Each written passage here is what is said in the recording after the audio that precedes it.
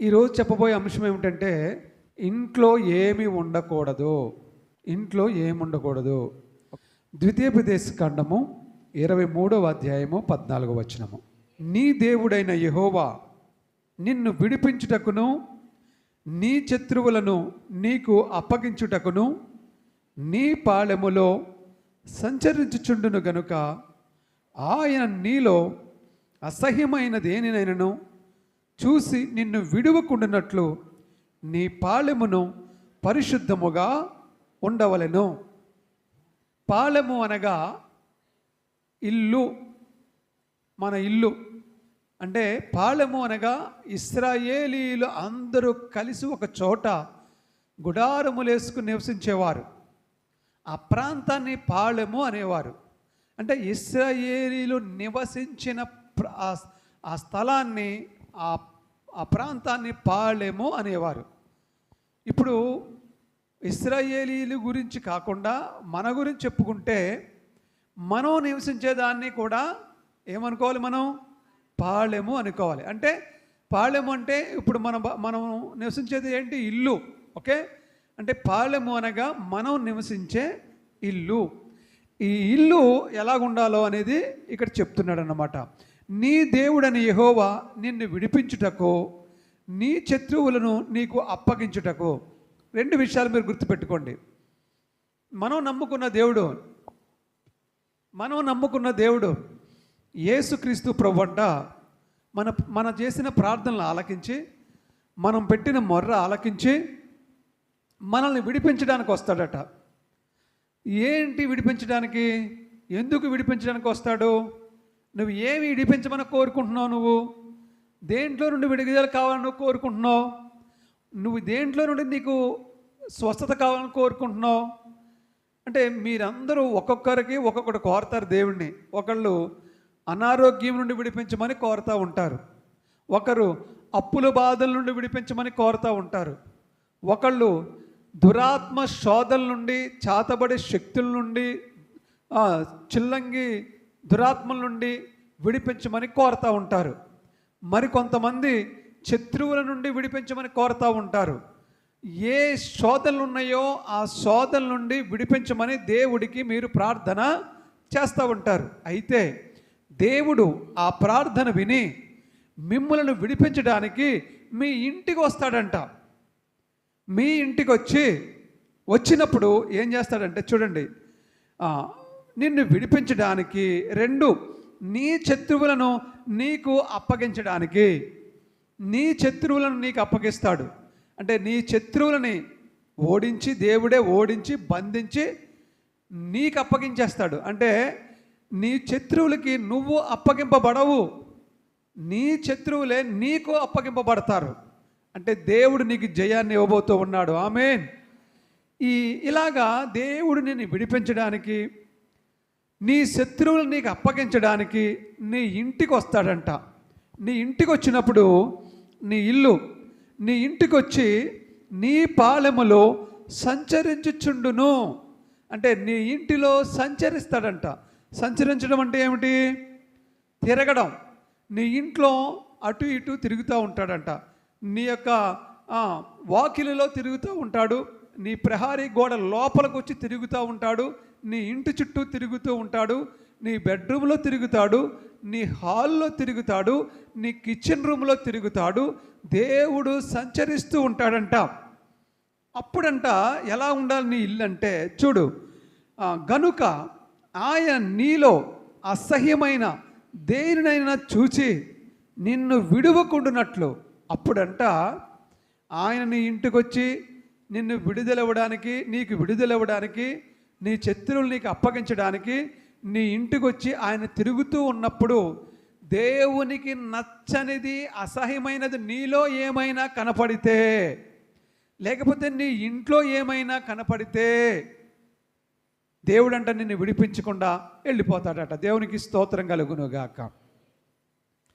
దేవుడిని తీసుకొచ్చావు మీ ఇంటికి, కానీ ప్రయోజనం లేకుండా ఆయన ఏం చేస్తాడటండి? వచ్చాడు కానీ చేయవలసింది చేయకుండా ఏం చేస్తాడట? వెళ్ళిపోతాడంట. ఎందుకని? మన ఇంట్లో ఆయనకి అసహ్యమైనవి. అలాగే మన జీవితంలో కూడా ఆయనకి అసహ్యమైనది ఏమైనా ఉంటే ఆయనంట మనల్ని విడిపించకుండా ఏం చేస్తాడట? విడిపించకుండా ఏం చేస్తాడమ్మా? వెళ్ళిపోతాడంట. మరి మనం ఎంత మొర్ర పెట్టాం, ఎంత ప్రార్థన చేసాం, ఆయన వచ్చిన తర్వాత మనల్ని విడిపించకుండా, మనల్ని స్వస్థపరచకుండా, మనల్ని బాగు చేయకుండా వెళ్ళిపోతే ఇంకేమైనా ప్రయోజనం ఉందా చెప్పండి? నెలంతా కష్టపడ్డ తర్వాత నెలాఖరున జీతం ఇవ్వకపోతే ఎలాగుంటుంది చెప్పండి? నీకు ఈ నెల జీతం ఏమన్నా అన్నాడు అనుకో, మీ బాసు మీరు పనిచేసిన చోట ఎలాగుంటుంది? ఆ ఉద్యోగి ఏమైపోతాడు? ఎంత ఎంత ఎంత పడిపోతాడు తప్ప, అయ్యో ఆ జీతం కోసం నేను ఎదురు చూస్తున్నాను, నెలంతా నేను ఎన్నో అప్పులు చేసి కూర్చున్నాను, నా ఇంటి నా ఇల్లు ఎలా గడుస్తుంది, ఇప్పుడు నేను ఏం తినాలి, ఎలా బ్రతకాలి, ఈఎంఐలు ఎలా కట్టాలి, పిల్లల్ని ఎలా చదివించుకోవాలి, ఎన్ని ఉంటాయండి. నెలాఖరు వరకు ఉద్యోగస్తులు ఎదురు చూస్తూ ఉంటాడు, ఎప్పుడు 1వ తారీఖు వస్తుందని. 1వ తారీఖు వచ్చింది కానీ జీతం మాత్రం చేతిలోనికి రాలేదు. అలాగే దేవుడు వచ్చాడు నీ ఇంట్లోనికి, కానీ కార్యాలు మాత్రం నీ జీవితంలో జరగలేదు. మార్తా మరియ గురించి తెలుసు కదా మీకు? తెలుసమ్మా? తెలుసా? అందరూ తెలిసిన వాళ్ళు చేయి చూపించండి. మార్తా మరియ గురించి తెలిసిన వాళ్ళు చేయి చూపించండి. చూశారు ఎప్పుడైనాను? మాట్లాడారు ఎప్పుడైనాను? బైబిల్లో చూశారు. Very good. దేవునికి స్తోత్రం కలుగును గాక. హల్లెలూయా. మార్తకు ఒక కోరిక ఉండేది, ఎప్పటికైనా యేసు ప్రభువుని నా ఇంటికి తీసుకురావాలని. అది జరిగే పని కాదు. అది జరిగే పని కాదు. యేసు ప్రభువుని ఇంటికి తీసుకెళ్ళడం అంటే జరిగే పని కాదు. యేసు ప్రభువుని మార్త ఇంటికి తీసుకెళ్ళడం అంటే జరిగే పని కాదు. కానీ ఆవిడకి ఒక కోరిక ఉంది, బలమైన కోరిక ఉంది, బలంగా ఉంది కోరిక, చాలా బలంగా ఉంది. మార్త అనుకుంటుంది తన జీవిత లక్ష్యం ఏమిటంటే ఎప్పటికైనా యేసు ప్రభువుని మా ఇంటికి తీసుకురావాలి. ఆమేన్. హల్లెలూయా. మార్త జీవిత లక్ష్యం ఏంటండి? చెప్పాలి. ఏంటి? ఎప్పటికైనా యేసయ్యను మా ఇంటికి తీసుకెళ్ళాలి. మీకు ఎవరికైనా ఆ జీవిత లక్ష్యం ఉందా? ఎవరికైనా ఉందా మీ ఇంటికి తీసుకెళ్ళాలని యేసు ప్రభువుని? ఎవరికైనా ఉందా జీవిత లక్ష్యం? వద్దు బాబు మా ఇంటికి వద్దు యేసు ప్రభు అనుకుంటున్నారా? యేసయ్య వచ్చాడంటే పండగే పండగ. ఇంకా దేవునికి స్తోత్రం కలుగును గాక. హల్లెలూయా. ఎలాగైనా తీసుకెళ్ళాలనుకుంది మార్త. బలంగా ఉంది కోరిక. మనసులో బలమైన కోరిక ఉంటే దేవుడు తీరుస్తాడండి. ఏదైనా మనం బలంగా కోరుకోండి, దేవుడు తప్పక తీరుస్తాడు. జక్కయ్య, పొట్టి జక్కయ్య అంటారు కదా, యేసు ప్రభుని ఎలాగైనా చూడాలనుకుంటున్నారు. కానీ జక్కయ్య అంటే అందరికీ కోపమే. జక్కయ్య అంటే ఎవరికి ఇష్టం ఉండదు. చూడాలంటే ఎవరు చూడనెవరు కూడా, చోటు ఇవ్వాలంటే ఎవరు ఇవ్వడు, అందరూ తిడతారు జక్కయ్యని. జక్కయ్య చిచ్చి ఆ పేరు మా దగ్గర ఎత్తకండి అంటారు అంతే. ఎందుకంటే అతడు అందరి దగ్గర బలవంతంగా పన్నులు వసూలు చేసేవాడు అంట. డబ్బులు లేవంటే కొండ బయట పాడేసి వసూలు చేసేవాడేమో. మరి గవర్నమెంట్ ఉద్యోగి, పవర్ ఉంది, అధికారం ఉంది, శుభ్రంగా పన్ను కట్టు బాబు, మాకు తినలేదంటే నువ్వు తింటావో సత్తావో మాకు అనవసరం, పన్ను కట్టు అంతే. ఆ రేంజ్లో ఉండేవాడేమో. అందుకే అందరూ అతను చూస్తే తిట్టేవారు. కానీ అతనికి ఒక కోరిక ఉంది. ఏం కోరిక ఉంది అతనికి? ఏం కోరిక ఉంది? అందరూ చెప్పట్లేదు. ఏం కోరిక ఉందమ్మా? యేసు ప్రభుని చూడాలని బలంగా ఉంది కోరిక. హల్లెలూయా. ఇప్పుడు ఇద్దరికి ఉంది కోరిక. మార్తమ్మ గారికి ఉంది, బలంగా ఉంది కోరిక, యేసు ప్రభుని మా ఇంటికి తీసుకెళ్ళాలని. ఇంకొకరికి జక్కయ్యకి ఏంటి కోరిక? యేసు ప్రభు చూస్తే చాలు, మా ఇంటికి ఎక్కలొద్దు. ఏమనుకున్నాడు ఆయన? నా జీవితానికి చూస్తే చాలురా బాబు, ఇంటికి తీసుకెళ్ళేంత అర్హత నాకు లేదు, నేను పాపాత్ముడిని, ఈ ప్రజలే నన్ను ఒప్పుకుంటలేదు, ఇంక యేసయ్య నా ఇంటికి ఏమొస్తాడు, ప్రజలే నన్ను చెయ్యి అంటున్నారు, ఇంకా యేసు ప్రభు నన్ను ఏం మెచ్చుకుంటాడు, నా ఇంటికి ఎందుకు వస్తాడు, కనీసం చూస్తే చాలు అనుకున్నాడు. కానీ మార్త అలా అనుకోలేదు. ఎప్పటికైనా మా ఇంటికి తీసుకెళ్ళాలనుకుంది. దేవునికి స్తోత్రం కలుగును గాక. చూద్దాం. మరి కొద్ది రోజులకి ఆమె మనసులో ఉన్న బలమైన కోరికను బట్టి దేవుడు ఏం చేశాడండి? మార్త ఇంటికి వెళ్ళడానికి దేవుడు డోర్స్ ఓపెన్ చేశాడు అద్భుతంగా. ఏ విధంగానైనా ఆవిడ తీసుకెళ్ళాలనుకుంది. ఆవిడకున్న బలమైన కోరిక, ఎంతో ప్రార్థన చేసి ఉంటుంది ఆవిడ. ఎందుకంటే ఊరికనే రావు కదా ఆశీర్వాదాలు. చెప్పండి, ఊరికనే వస్తాయి ఆశీర్వాదాలు. ఎంత ప్రార్థన చేయాలి? ఊరికనే వస్తాయా స్వస్థతలు? చెప్పండి. ఎంత ప్రార్థన చేయాలి? ఊరికనే అప్పులు తీరుతాయి, అంత ప్రార్థన చేయాలి. మనకి ఏదైనా ఒక కార్యం జరగాలంటే మనం చాలా ప్రార్థన చేయాలి, బలమైన ప్రార్థన చేయాలి. మనము ఏదైనా ఒక కార్యం తలపెట్టినప్పుడు ఆ కార్యం జరగాలని ఆ కార్యానికి ముందు నుంచి కొన్ని నెలల ముందు నుంచి ప్రార్థన చేయాలి. ప్రార్థన చేసిన తర్వాత ఏం చేయాలి తెలుసా? కార్యం జరిగాక ఇంటి దగ్గర తీసుకెళ్ళి కూటం పెట్టుకోవాలి. దేవుడికి ఇంటి దగ్గర కూటం పెట్టుకుని దేవుణ్ణి మహిమపరచాలి. అర్థమవుతుందా? మరి మీరు ఎవరైనా కూటం పెట్టుకుంటున్నారా? ఎవ్వరూ పెట్టట్లేదు. సంవత్సరానికి ఒక్కసారైనా కూటం పెట్టాలి. క్రైస్తవులు అన్నవాళ్ళు, దేవుణ్ణి నమ్ముకున్న వాళ్ళు సంవత్సరానికి ఒక్కసారైనా మీ ఇంటికి తీసుకెళ్ళాలి యేసు ప్రభువుని. అవునా? మార్త తీసుకెళ్ళాలని చూస్తుంది, జక్కే చూడాలని చూస్తున్నాడు. మీరెవ్వరికీ లేదు. ఒక్కసారి కూడా మీరు ఇంటి దగ్గర కూటలు ఏర్పాటు చేయట్లేదు. కూటం ఏర్పాటు చేస్తే ఇంటికి యేసు ప్రభు వస్తాడు. మరి కూటం ఏర్పాటు చేయకపోతే ఇంటికి యేసు ప్రభు ఎలాగ వస్తాడు? సంవత్సరానికి ఒక్కసారి ఏదో ఒక్కసారి ఏంటి, నీకు ఏదైనా కార్యం జరిగిందనుకో, కృతజ్ఞతగా నీ ఇంటి దగ్గర కూటం ఏర్పాటు చేసి దేవునికి మహిమ చెల్లించాలి. అసలు దేవుడికి ఇష్టమైంది ఏంటంటే అన్నిటికంటే కూడా కూటమే ఇష్టం. ఆయన్ని కూటం ఏర్పాటు చేసుకుని స్తుతి కూటం ఏర్పాటు చేసుకుంటమే ఆయన చాలా ఇష్టం. కూటం కోసం ఏమైనా చేస్తాడు ఆయన. అర్థమవుతుందా మీకు? ఆయనకు అంత ఇష్టం కూటం అంటే. మీరు ఎవరు ఇంటి దగ్గర కూటం పెట్టుకోరు. సంవత్సరానికి ఒకసారి అన్నా పెట్టుకోవాలి. మీకు ఏదైనా మేలు జరిగిన తర్వాత పెట్టుకోవాలి. ప్రార్థన చేసి దేవుడికి కృతజ్ఞత చెల్లించాలి. చాలామంది ఏం చేస్తున్నారంటే క్రిస్మస్ నెలలో క్రిస్మస్లో పెట్టుకుందాంలే అంటున్నారు. అలా పెట్టుకోకూడదు. క్రిస్మస్ నెలలో పెట్టుకునేది క్రిస్మస్.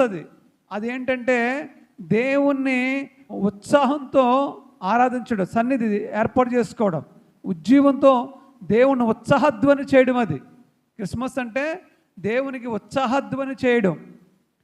స్తుతికూటం అంటే నీకు జరిగిన తర్వాత దేవునికి కృతజ్ఞత చెల్లించడం. మొక్కుబడులు 66వ కీర్తనలో 14వ వచనం చూడమ్మా. నాకు శ్రమ కలిగినప్పుడు నా పెదవులు పలికిన మొక్కుబడులను, నా నోరు వసించిన మొక్కుబడులను నేను నీకు చెల్లించదను. దేవునికి స్తోత్రం కలుగునుగా. మీరు శ్రమలో ఉన్నారా? మొక్కుబడి చేసుకోవాలి. మొక్కుబడి చేసుకుంటే దేవుడు అప్పుడు ఏం చేస్తాడట? నీ శ్రమని ఏం చేస్తాడమ్మా? తీసేస్తాడట. నువ్వు మొక్కుబడి చేసుకుంటే ఏదో ఒకటి నువ్వేం చేయాలనుకుంటున్నావో అది దేవుడికి మొక్కుబడి చేసుకోవాలి. మొక్కుబడి చేసుకుంటే దేవుడు నీ శ్రమ అంతా తీసేస్తాడంట. ఆ తర్వాత ఏం చేయాలంట? నా పెదవులు పలికిన మొక్కుబడులను, నా నోరు వసించిన మొక్కుబడులను నేను నీకు చెల్లించేదను. ఆ శ్రమ తీరిపోయిన తర్వాత నువ్వేం చేయాలండి? మొక్కుబడులన్నీ కూడా చెల్లించాలి. ఏదైనా శ్రమ కలిగినప్పుడు మొక్కుకోవాలి, శ్రమ తీరిపోయిన తర్వాత చెల్లించాలి. దేవునికి స్తోత్రం కలుగును గాక. వెంటనే చెల్లించాలి. ఎప్పుడో ఏళ్ల తరబడి ఆలస్యం చేయకూడదు. ఏది ఎప్పుడు అనుకున్నావో అప్పుడే చెల్లించేసుకోవాలి. అదే ప్రాముఖ్యమైనది. కాబట్టి చాలామంది క్రిస్మస్ నెలలో మేము పెట్టుకుంటామండి, ఈ సంవత్సరం పొడిగిని మానేసి అనుకుంటారు. అలాగా పెట్టుకుంటే నీ మొక్కుబడి ఏమీ తీరదు. మొక్కుబడి కూటం వేరు, క్రిస్మస్ కూటం వేరు. నీకు క్రిస్మస్ కూటం అనేది నీకు ఉత్సాహధ్వని, దేవుని నా ఇంటి దగ్గర ఉత్సాహధ్వని చెయ్యాలి అనుకునే వాళ్ళు మాత్రమే పెట్టుకోండి. మొక్కుబడి కూటలు అలా కాదు. నువ్వు మొక్కుకున్నావంటే నువ్వు పెట్టుకోవాలి. ఏది మొక్కుకున్నావో అది తీర్చుకోవాలి. ఏదైతే అది. దేవునికి స్తోత్రం కలుగును గాక. మార్త అనుకుంటుంది యేసు ప్రభుని ఇంటికి తీసుకెళ్ళాలని. దేవుడు అది కొంతకాలం ప్రార్థన చేసి ఉంటుంది ఆవిడ. దేవుడు ఆ ప్రార్థన ఆలకించాడు. ఒక రోజున ఏదో విధంగా మొత్తం మీద మార్త ఇంటికి దేవుడు వెళ్ళాడు. దేవుడు మార్త ఇంటికి వెళ్ళాడు. అంటే ఇప్పుడు నేను చెప్పే సబ్జెక్ట్ ఏంటి? నీ ఇంట్లో చెప్పే సబ్జెక్ట్ ఏంటండి? చెప్పాలి. మీ ఇంట్లో ఏమీ ఉండకూడదు అనేది. ఓకే కదా? అది ఇవాళ అదే చెప్పేది. మీరు అది దృష్టిలో పెట్టుకుని వినాలి. వాక్యం అర్థమవుతుందా? మెయిన్ సబ్జెక్ట్ దృష్టిలో పెట్టుకుని వాక్యం అంటే మీకు క్లియర్గా అర్థమవుద్ది. మీ ఇంట్లో ఏమి ఉండకూడదు అన్న సబ్జెక్ట్ కదా ఈరోజు మనం చెప్పుకునేది. ఓకే, ఇప్పుడు మార్త యేసు ప్రభుని ఇంటికి తీసుకెళ్ళింది. యేసు ప్రభు ఇంటికాడ కూర్చోవాలంటే యేసు ప్రభుకు నచ్చినట్లుగా ఉండాలి కదా. అక్కడ పరిస్థితులు ఉండాలా వద్దా? ఎంతో కష్టపడింది. బలమైన కోరిక ఉంది మార్తకే. దేవుడు కోరికను మన్నించి ఇంటికి వెళ్తే మార్త ఏం చేసిందంటే బలంగా ఆహ్వానించింది. బలంగా ఆహ్వానించి మంచి ఓ బంగారం లాంటి మంచి కుర్చీ తెచ్చేసింది హ్యాపీగాను. అయ్యగారు కూర్చోండి, ప్రభువా కూర్చోండి తండ్రి అంది. దేవుడు ఆ హాల్లోకి వెళ్ళాడు. హాల్లో చక్కగా కుర్చీ వేసింది, కూర్చున్నాడు. ఇప్పుడే వస్తాను, అక్కడే కూర్చున్నాడు. ఆయన కుర్చీలో కూర్చున్నాడు. ఈ లోపల ఈవిడేం చేస్తుంది తెలుసా? ఇవాళ యేసుప్రభు మా ఇంటికి వచ్చాడు, ఇంకా చూడండి నేను ఈవేళ యేసుప్రభుని పంచభక్ష పరమాణాలు ఎట్టేసేసి నేను పెట్టిన దాంతో ఈవేళ యేసుప్రభు ఈ భూలోకంలో నువ్వు పెట్టినట్టుగా నాకు ఎవరో పెట్టలేదమ్మా అంటాడు. చూడండి అనుకుంది ఆవిడ. ఇటమ్మా ఇంక భూలోకంలో ఈవిడ పెట్టినట్లుగా ఎవరో పెట్టలేదు అనుకోవాలనుకుందో ఏంటో.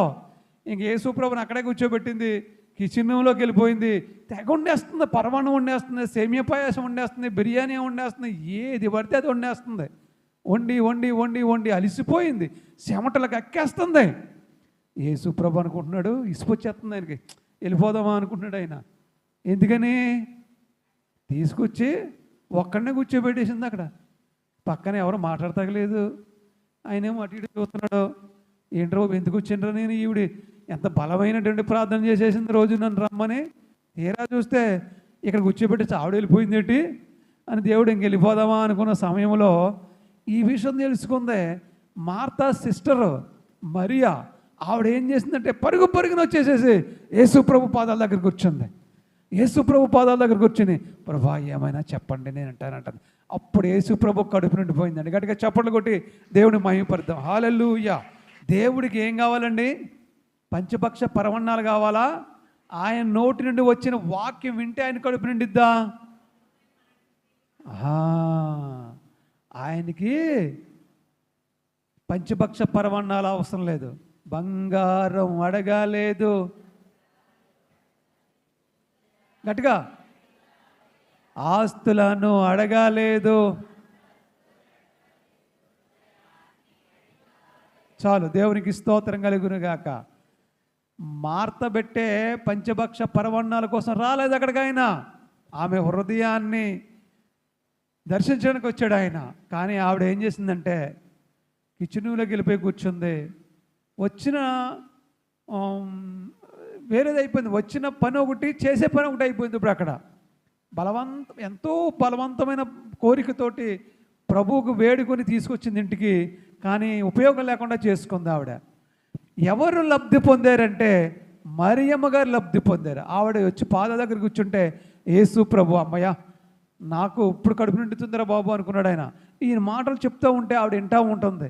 ఈయన వాక్యం చెప్తూ ఉంటే, సువార్త చెప్తూ ఉంటే ఆవిడ వింటూ ఉంటుంది. యేసు ప్రభు వచ్చిన పని అయిపోయింది అంతే. దేవునికి స్తోత్రం కలుగునుగాక. ఇప్పుడు దేవుడు మార్తకిద్దామన్న వరాలన్నీ ఇప్పుడు ఎవరికి ఇచ్చేశాడు? మరియమ్మకి ఇచ్చేశాడు. ఈ లోపల మార్త పరిగెట్టుకుంటూ వచ్చింది. వచ్చి అంటుంది, ప్రభువా చూడు నేను ఎలా చెమటలు ఎక్కేస్తున్నానో, చూడు నేను ఎంత కష్టపడుతున్నానో నీకోసమే, నీకు పంచభక్ష పరమాన్నాలు వండుతున్నాను. మరి నీకు చింత లేదా? నేను ఎంత కష్టపడుతుంటే నీకు జాలి లేదా? నా సహోదరిని పంపించాలని నీకు తెలియదా? ఆవిడ వస్తే తొందరగా పూర్తి చేసుకుని తొందరగా వచ్చేస్తాం కదా అంటే, అప్పుడు యేసుప్రభు ఏమన్నాడు తెలుసా? అయ్యో పాపం తీసుకెళ్ళి అనలేదు. ఏమన్నాడు తెలుసా?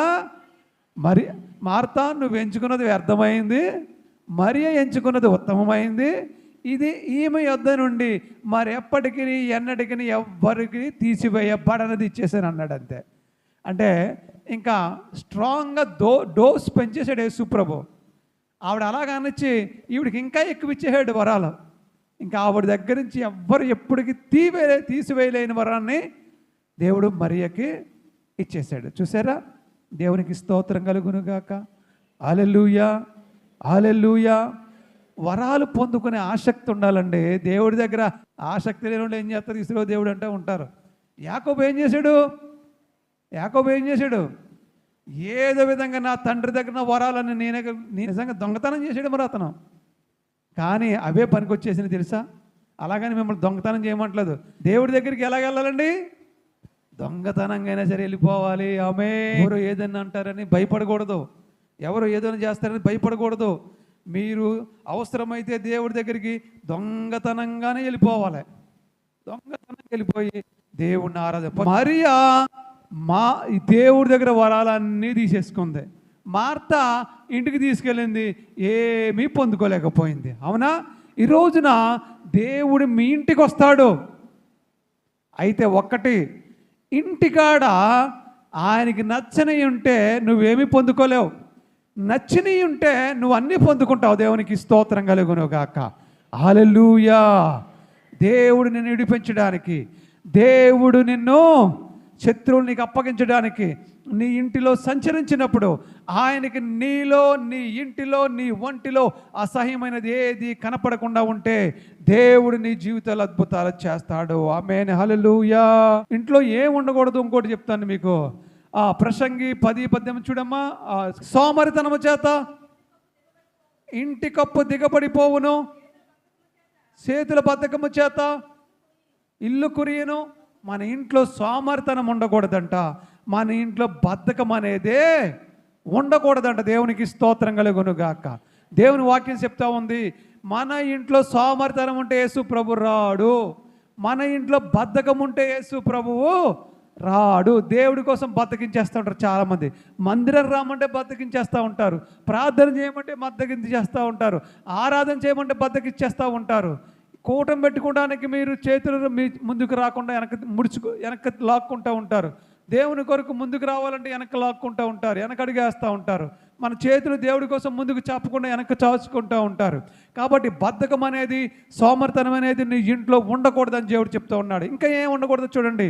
ఇంకా ఏమి? సామెతల గ్రంథము 17వ అధ్యాయం 1వ వచనము.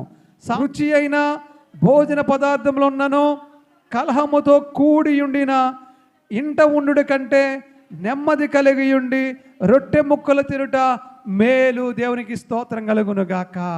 రెండవది, నీ ఇంట్లో ఏం ఉండకూడదంటే కలహములు ఉండకూడదంట. కలహములు ఏంటండి? కలహాలంటే ఏంటి? గొడవలు, కొట్లాట్లు, తిట్లు, భార్యాభర్తల మధ్య కలహాలు. భార్యాభర్తలు కొంతమంది ఎప్పుడు తిట్టుకుంటూనే ఉంటారు, భార్యాభర్తలు ఎప్పుడు కొట్టుకుంటూనే ఉంటారు, ఎప్పుడు గొడవలాడుతూనే ఉంటారు, ఎప్పుడు ఊళ్ళో అందరికీ తెలిసేలాగే కేకలేస్తా రోడ్డు మీద పడతా ఉంటాం కొంతమంది ఇళ్ళు. అంతేకాకుండా కొంతమంది ఇరుగు పొరుగు వాళ్ళతో కూడా దెబ్బలాడుతూనే ఉంటారు, ఊళ్ళో వాళ్ళతో దెబ్బలాడుతూ ఉంటారు, ప్రతి వాళ్ళతో దెబ్బ. ఆ ఇంట్లోకి యేసు ప్రభు రాడంటండి. కలహాలున్న ఇంట్లోకి యేసు ప్రభువు రాడంట. దేవునికి స్తోత్రం కలుగును గాక. మన ఇంట్లో కలహాలన్నాయే ఎప్పటి కూడా ఉండకూడదు. మీకా 2:2 వారు భూములు ఆశించి పట్టుకొందురు, ఇండ్లు ఆశించి ఆక్రమించుకొందురు. ఒక మనిషిని, వాని కుటుంబమును, ఇంటి వారిని, వాని స్వాస్థ్యమును అన్యాయముగా ఆక్రమింతురు. దేవునికి స్తోత్రం కలుగును గాక. అన్యాయంగా సంపాదించే వారింటిలోకి యేసు ప్రభువు రాడంట. అది ఏ సంపాదన అయినా సరే అన్యాయంగా మాత్రం మనం సంపాదించకూడదంట. అన్యాయంగా మనం ఎవరిది ఏది కలుపుకోకూడదంట. అన్యాయంగా మనం ఏది కూడా ఎవరి దగ్గర తీసుకోకూడదంట. అలాగున్న ఇంట్లోనికి యేసు ప్రభువు రాడంట. దేవునికి స్తోత్రం కలుగును గాక. ఫస్ట్ ఏం చెప్పాను? ఏం ఉండకూడదని చెప్పాను. ఫస్ట్ నిషిద్ధమైన ఏమీ ఉండకూడదు, అసహ్యమైన ఏమి ఉండకూడదు. 2 సోమరితనము, బద్ధకము ఉండకూడదు. 3 ఏంటి? కలహాలు, దెబ్బలాట్లు ఉండకూడదు మన ఇంట్లో. 4 ఏంటి?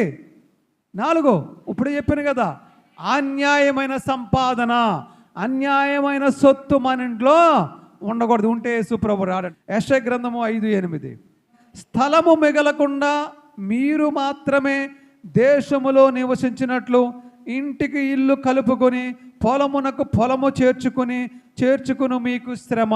దేవునికి స్తోత్రం కలుగును గాక. అంటే దీని అర్థం ఏంటంటే స్వార్థం. అంత నాకే కావాలి, ఇంకెవరికి మిగలకూడదు, మొత్తం నేనే తినేయాలి, మొత్తం నేనే తీసేసుకోవాలి, మొత్తం నాదే అనే స్వార్థం ఉంటుంది చూసారా? ఆ స్వార్థం నీ ఇంట్లో ఉండకూడదంట. అలా స్వార్థం నీ ఇంట్లో ఉంటే యేసు ప్రభు నీ ఇంట్లోనికి ఏం చేయడండి? చెప్పాలమ్మా, ఏం చేయడు? రాడు. దేవునికి స్తోత్రం కలుగును గాక. స్వార్థం నీ ఇంట్లో ఉండకూడదు. స్వార్థం నీ ఇంట్లో ఉందంటే స్వార్థపరులు, దేవుడికి ఇష్టం ఉండదు. సామెతల గ్రంథము 17:13 మేలుకు ప్రతిగా కీడు చేయువాని ఇంట నుండి కీడు తొలగిపోదు. సామెతల గ్రంథము 17:13 ఏముండకూడదంటండి? మేలుకు ప్రతిగా కీడు చేయకూడదంట. మేలుకు ప్రతిగా కీడు చేయకూడదంట. కొంతమంది మేలును పొందుకుంటారు కానీ మేలు తర్వాత చెయ్యకపోగా నష్టాన్ని కలగజేస్తారు వాళ్ళకి. మీ ద్వారా అనేక మేలు పొందుకుంటారు, ఆ కృతజ్ఞత వాళ్ళకు ఉండదు. తిరిగి మళ్ళా నీకు మేలు చేయకపోగా కీడు తలపెడతారంట నీకు. చూసారా ఎలాగుందో? పోన్లే మనకు మేలు చేయకపోయినా మౌనంగా ఉంటే పర్లేదు, తిరగబడి మనకే మళ్ళీ వాళ్ళు మన నెత్తి మీదే తన్నుతారట. అలా అలా అలా చేస్తారు కొంతమంది. అలాంటి వాళ్ళని దేవుడు అలా క్షమిస్తాడంటారా? అస్సలు క్షమించడు. అలాంటి ఇంట్లోకి యేసు ప్రభు దరిదాపులు కూడా వెళ్ళడంట. మనం ఎప్పుడు కూడా మేలు చెయ్యకపోయినా పర్లేదు, కానీ ఇతరుల కీడు మాత్రము తలపెట్టకూడదు. మేలు చేస్తే మేలు చేయండి. ఆమేన్, హల్లెలూయా. అలాగా మేలు చేసే, మేలుకు ప్రతిగా కీడు చేసేవారి ఇంట్లోకి యేసు ప్రభు వెళ్ళడండి. దేవునికి స్తోత్రం. హల్లెలూయా, హల్లెలూయా, హల్లెలూయా. అసూయ ఉండకూడదంట ఇంట్లో. అసూయ, నీలో అసూయ ఉంటే యేసు ప్రభు నీ ఇంట్లోకి రాడంట. అసూయపరులుగా మనం ఉండకూడదు. అంటే ఎవరికైనా ఉందంటే మనం అసూయ పడిపోతాం, ఈర్ష్య పడిపోతాం. వాళ్ళకు ఉందంటే మనం ఇక్కడ మనకు లేదని చెప్పి మనం బాధపడిపోతాం. అలా ఉండకూడదు. వాళ్ళకి ఇచ్చాడు దేవుడు, మనకిచ్చిన దాంట్లో మనం హ్యాపీగా ఉండాలి. వాళ్ళకి ఇచ్చిన దాంట్లో వాళ్ళు హ్యాపీగా ఉంటారు. ఏమో దేవుడు రేపు పొద్దున మనకి ఇస్తాడేమో ఆశీర్వాదం. అలా ప్రార్థన చేయాలి తప్ప ఈర్ష్య పడకూడదు, అసూయ పడకూడదు. ఓకే, ఫస్ట్ ఏమి ఉండకూడదు మన ఇంట్లో? అసహ్యమైన కార్యాలు మన ఇంట్లో కానీ మన ఒంట్లో కానీ ఉండకూడదు. రెండు సోమరితనము, బద్ధకము ఉండకూడదు. మూడేమి ఉండకూడదు? కలహాలు ఉండకూడదు. మన ఇంట్లో కలహాలు, గొడవలు ఉండకూడదు. నాలుగేమి ఉండకూడదు? అన్యాయమైన సంపాదన మన ఇంట్లో ఉండకూడదు. ఐదేమి ఉండకూడదు? స్వార్థము. స్వార్థం అనేది మన ఇంట్లో ఉండకూడదు. ఆరేమి ఉండకూడదు? మేలుకు ప్రతిగా కీడు ఉండకూడదు. ఓకే, తర్వాత 7 అసూయ ఉండకూడదు. పక్క వాళ్ళది మనం ఆశించకూడదు, వాళ్ళని చూసి మనము ఈర్ష్యపడకూడదు, వాళ్ళకు ఉందని మనం బాధపడకూడదు. మనకుంటే మనకు ఉంటుంది, వాళ్ళకు ఉంటుంది, వాళ్ళకు ఏటి గొప్ప ఎవరికి. దేవుడు మనకి ఏది ఇస్తే మనం ఎప్పుడు కూడా ఎవరిని చూడాలి తెలుసా? మనకంటే కింద ఉన్న వాళ్ళని చూడాలి. అదిగో వాడికంటే నేను బెటరే కదా, దేవుడు నాకు బాగానే ఇచ్చాడు కదా, అవునా? ఇప్పుడు సపోజు అతనికి వీల్ చైర్ మీద వెళ్తున్నాడు, వాడిని చూస్తే నడిచేవాడికి ఎలాగ ఉంటుంది? గర్వం ఉండకూడదు. నాకు అందరూ అనకూడదు. ఏమన్నా తెచ్చా? ప్రభువా, వాడికిలా నన్ను చేయనందుకు నీకు స్తోత్రాలు ప్రభువా, నన్ను క్షేమంగా ఉంచో, మీకు వందనాలు. ఓకే, అలాగ ఉండాలి. అర్థమవుతుందా? నీకు ఉద్యోగం ఉంది, ఆడు పనిలోకి పోతున్నాడు, ఆడిని చూసి నువ్వు ఎవడరా నేను గొప్ప అనకూడదు. ప్రభువా, నన్ను ఈ విధంగా పెట్టావో, నేను ఏపాటుకోండి ఆయన, మీకు స్తోత్రాలు అని మనం జాలిగానే ఉండాలి తప్ప గర్వంగా కానీ ఉండకూడదు. మన పయ్యోడిని చూసి, మనకంటే ఇంకొక పయ్యోడు ఉంటాడు, మన ఉద్యోగస్తులం అయితే వాడు బిజినెస్ మ్యాన్ అయి ఉంటాడు, వాడి మీద మనకంటే పైన ఉంటాడు, వాడిని చూసి మనం ఏట్రా బాబుని కృంగిపోకూడదు, వాడిని చూసి మనం ఈర్ష్యపడిపోకూడదు. వాడికి అంత ఉంది, ఇంత ఉంది, మనకు లేదంటే మనం అనకూడదు. ఎప్పుడు మన కింద ఉన్నవాడిని చూసి మనం వాడి మీద మనం బెటరే కదా, దేవుడు మనం ఎలా చేశాడు కదా అనుకుంటే దేవుడు నెమ్మది మనల్ని కూడా ఏం చేస్తాడండి? ఎక్కిస్తాడు, పైకి ఎక్కిస్తాడు. దేవునికి స్తోత్రం కలుగునుగాక. హల్లెలూయా. దేవుడి మాటలను దీవించి ఆశీర్వదించునుగాక. ఆమేన్.